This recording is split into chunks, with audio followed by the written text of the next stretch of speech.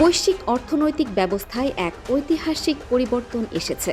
মার্কিন সরকারি বন্ড বা ট্রেজারিকে পেছনে ফেলে বিশ্বের প্রধান রিজার্ভ সম্পদ হিসেবে শীর্ষ স্থান দখল করেছে স্বর্ণ। ইউরোপীয় কেন্দ্রীয় ব্যাংক ইসিবির সর্বশেষ প্রতিবেদন থেকে এই তথ্য জানা গেছে।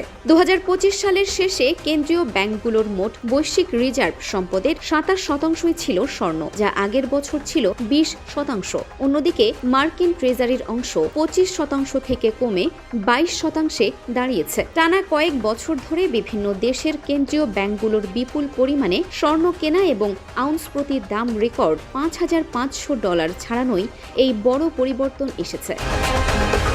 বর্তমানে বিশ্বজুড়ে কেন্দ্রীয় ব্যাংকগুলোর হাতে 36,000 টনেরও বেশি স্বর্ণ মজুদ রয়েছে। ভূ রাজনৈতিক উত্তেজনা এবং মুদ্রা ঝুঁকি এড়াতে বিভিন্ন দেশ ডলারের বিকল্প খুঁজছে। তবে সামগ্রিকভাবে ডলার নির্ভর সম্পদ এখনও বৈশ্বিক রিজার্ভের 42% ধরে রেখেছে। ইউরোর অবস্থান। আন্তর্জাতিক বাজারে ইউরোর ভূমিকাও বাড়ছে।